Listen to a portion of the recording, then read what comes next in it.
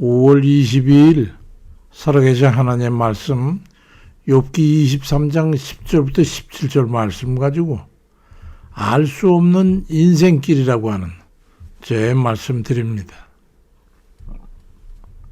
성경에 보면은 시편 94편 17절 같은 데 보니까 여호와께서 나를 돕지 않으셨다면 나는 지금 이미 침묵의 땅에 가 있을 것입니다 라는 그 말씀이 있죠. 성경에서는 그런 논법적인 말씀이 여러 군데 등장합니다. 뭐뭐 하지 않았다면 뭐뭐 하지 않았을 것이다. 그런 거라든가 또 그 반대로 뭐뭐 했더라면 뭐뭐 하지 않았을 것을 뭐 이런 식의 말씀이죠. 저도 그런 생각을 자주 기억해냅니다. 그 생각은 우연히 그냥 생각이 나서 생각하는 게 아닙니다. 그 생각은 항상 나 자신을 쳐서 하나님 앞에 복종하게 하는 고삐와드 같은 것입니다. 그때 그 젊었을 때 하나님께서 병과 가난과 절망으로 나를 연단하지 않으셨다면 지금의 나는 존재할 수 있었을까 하는 그런 생각을 하는 거예요. 아버지 앞에 감사함으로 순종하고 겸비하며 따르게 되었을까? 자원에서 이제는 아버지 뜻대로 살겠습니다는 그런 결단을 하게 됐을까 하는 것이죠. 사무엘하 7장 14절에 저가 만일 죄를 범하면 내가 사람 막디와 인생 채찍으로 징계하리라고 하는 그 주의 말씀의 실행에 그에 의해서 훈련 과정을 경험하고 수료하게 됐던 거예요. 송아지를 키워가지고 일하는 소를 만들려면요. 그 전에 보니까 젖먹이 때를 좀 지나면 한 6, 7개월 지나면 이리 뛰고 저리 뛰고 뭐 옛말 했잖아요. 망아지도 뛰죠. 소도 그래요. 그 이제 그 소를 제어하기 위해서는 소를 목을 좀 두툼한 그 줄로 꽁꽁 붙여가지고 다리도 묶어가지고 놓고 말이죠. 그래서 큰 나무에다가 꽉 가까이 비틀어 매고서 그 콧구멍 얇은데 거기를 갖다가 쇠를 갖다 불에 달고서 푹 뚫어버리죠. 그러면 뭐 죽는다고 난리 나죠. 뭐 그럼 그냥 뚫어버리면 될 텐데 왜 이렇게 쇠꼬챙이로 불 달고서 그럴까? 그래야지 그 주인의 말을 듣는다는 거예요. 참 짐승도 말이죠. 그렇게 영악스럽습니다. 우리도 웬만해가지고 하나님 말 안 듣잖아요. 된통 불로 지져야 아버지 그렇게 되는 거잖아요.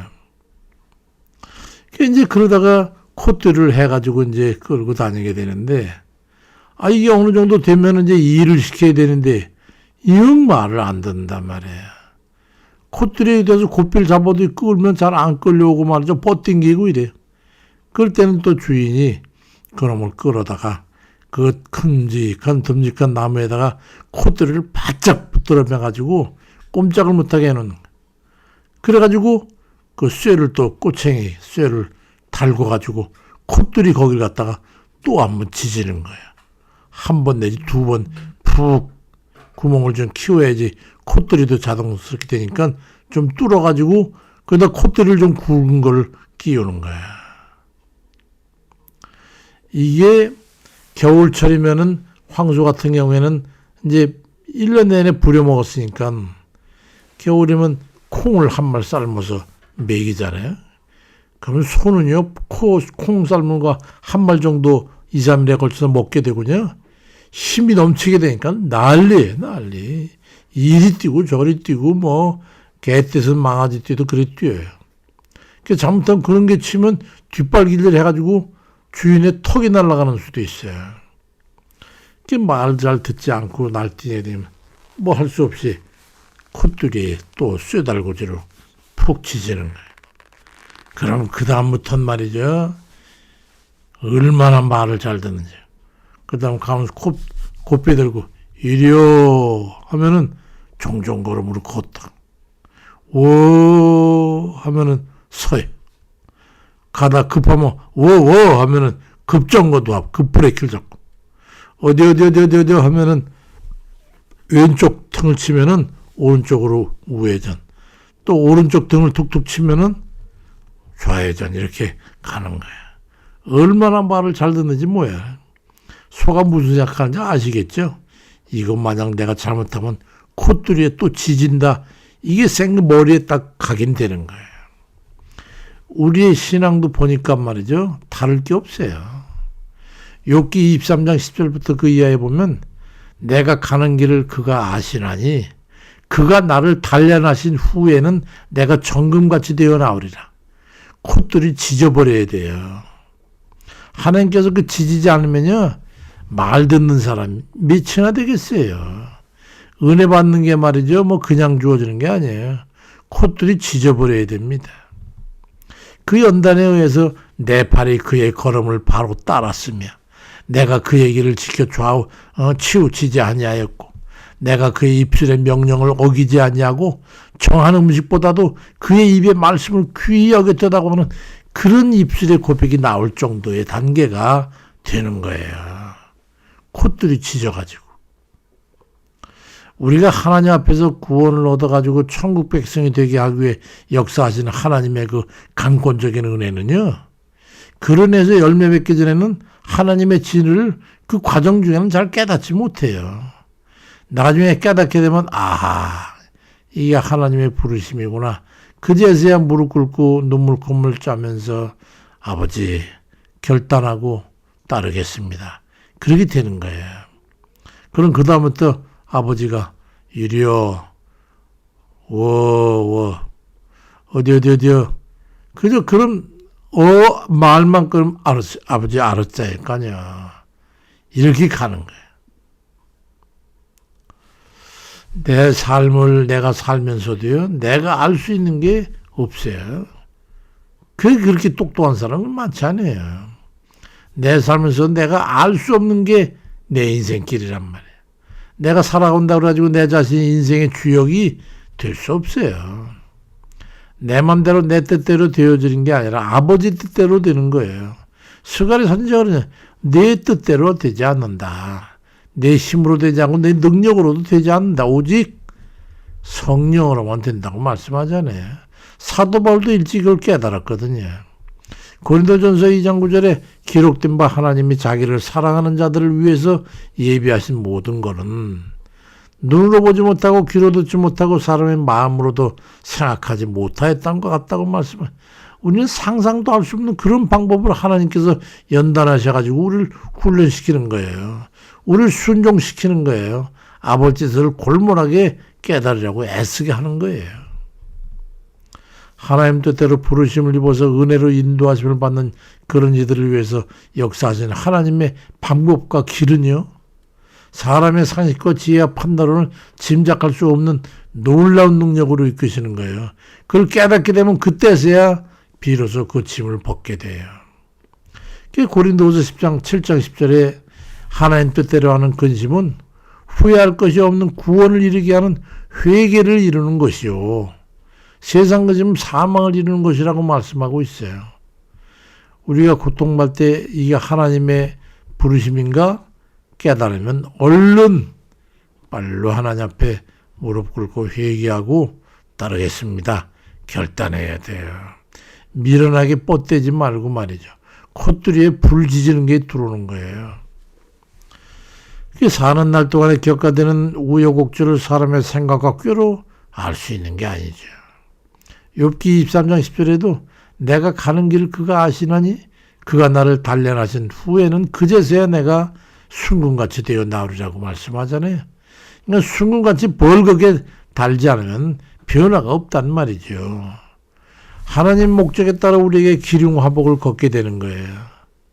알 수 없는 환난을 통해서 얻게 되는 결론은요, 주님 주께서 아시지요 뭐, 이렇게 순응하고 맡기고 순종할 수밖에 없음을 고백하고 있는 거예요.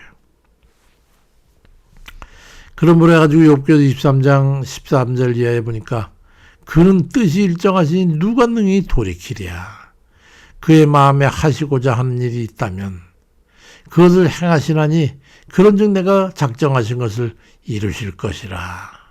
이런 일이 그에겐 많이 있다고 말씀하고 있어요. 수많은 사람에게 하나님께서 그 방법을 사용하시거든요. 이건 표준화된 훈련 교재입니다. 연단을 통해서 부르시는 거. 하나님께서 하시고자 하는 뜻대로 우리를 이끌어 가시는 거. 왜냐하면 어쨌든지 우리를 구원하셔야 되니까. 잘못된 것에서 돌이키고 하나님 말씀에 순종해서 영생목을 누리도록 하기 위해서 그 길을 가야 되니까. 욥기서 23장 13절 이하에 그는 뜻이 일정하시니 누가 능히 돌이키랴. 그의 마음에 하고자 하시는 것이면 그걸 행하시니 그런즉 내게 작정하신 것을 다 이루실 것이라고 말씀하고 있어요. 하나님께서 한번 얘를 구원해야겠다고 하면 피할 수가 없어요. 그렇기 때문에 하나님의 선하신 뜻에 맡기고 온전히 순종하고 경외하는 삶을 살아야 되는 겁니다. 욥기 23장 15절 이하에도 그러므로 내가 그 앞에서 떨며 지각을 얻어 그를 두려워하리라. 하나님이 나의 마음을 약하게 하시며 전능자가 나를 두렵게 하셨나니 이는 내가 두려워하는 것이 어둠 때문에 흑암이 내 얼굴을 가렸기 때문이 아니라고 고백하고 있어요. 하나님께서 나를 두렵게 하고 하나님께서 나를 낙심케 하고 하나님께서 나를 좌절케 하셔가지고 하나님을 경외하게끔 하셨다는 거예요. 하나님의 부르심을 깨닫게 되면 그제서야 우리는 감사를 깨닫고 아버지께서 나를 구원하기 위해서 부르신 그 은혜를 깨닫고 매 맞고 나서 눈물을 흘리면서 감사하는 것과 같이 하나님을 사랑하게 되고 세상 곁길로 가지 않으려고 경외심을 가지고 선함과 의로움을 추구하게 되는 거예요. 그건 단순히 고난과 연단이 겁먹고 두렵기 때문이 아닙니다. 하나님의 선하시고 인조하신 구원의 역사를 이루기 위해서 사랑하는 자녀들을 부르실 때는 사람이 미리 예견하고 짐작하고 그에 반응함으로 해가지고 일시적인 방편으로 그걸 피할 수 있는 게 아니에요. 그런 잔꾀 가지고 하나님의 은혜를 받는 그런 건 없어요. 완전한 변화를 결단하지 않으면요, 연단과 하나님의 꺾기의 목적을 이루기 위해 사랑하는 그의 자녀들이 도달하는 그 변화를 이룰 때까지 하나님께서는 그 연단의 과정을 멈추는 법이 없어요. 누가 그걸 감당할 수 있단 말입니까? 로댕에 생각하는 사람처럼 현상을 보면서 어떻게 할까? 잔깨 부리려고 피할 길을 골몰하게 하지 말고 털썩 하나님 앞에 무릎을 꿇고 온전한 순종과 하나님을 경외함으로 뜻을 기다리는 그런 간구가 있어야 되는 거예요. 죽게 하는 그 순종의 고백과 함께 온전히 엎드려 하나님 뜻에 따라 결단하고 죄에서는 떠나고 인간의 헛돈 소욕을 끊어버리고 돌이켜서 하나님을 향해 나아가는 그런 복덩이들 다 되시길 주의 이름으로 축원드립니다. 아버지, 은혜와 사랑을 감사드립니다. 우린 제멋대로 살다가 아버지 세상 길로 가다가 죄악길에 먹고 마시다가 세상의 눈과 귀로 듣고 보는 것 좋아서 소돔과 고모라성 같은 그곳에서 발담그고 살다가 이제 깨닫는 바 있어 하나님 부르심에 응해서 주께서 연단을 통해 우리를 부르실 때에 아버지 앞에 나아가 구원의 부르심에 응답하고 주의 뜻에 순종하고 결단하고 주 앞에 나아가게 하는 그 발걸음 걸어오게 하신 걸 감사드립니다. 아버지의 은혜인 줄 믿고 감사드립니다. 너희가 그 은혜를 인하여 믿음으로 말미암아 구원을 얻었다 하셨사오니 그래서 우리를 주가 의지하고 바라고 소망한 대로 아버지 앞에 나왔사오니 아버지 나머지 여생도 저희들 아버지 그 뜻을 잊지 아니하고 바른 길, 의로운 길, 아버지께서 원하시는 그런 경건된 그 삶을 그 길을 걸어갈 수 있도록 하나님 도와주세요. 오늘도 진 그 발걸음을 걸을 수 있도록 하나님 인도해 주세요. 그리고 우리의 삶이 아버지 피곤하거나 강팍해지지 않도록 하나님 도와주시고 또 우리의 염려하고 근심하는 그런 지경이 되지 않도록 우리의 삶의 평지가 되게 하옵시고 아버지께서 은혜 베푸셔서 평탄한 길 가게 도와주옵소서.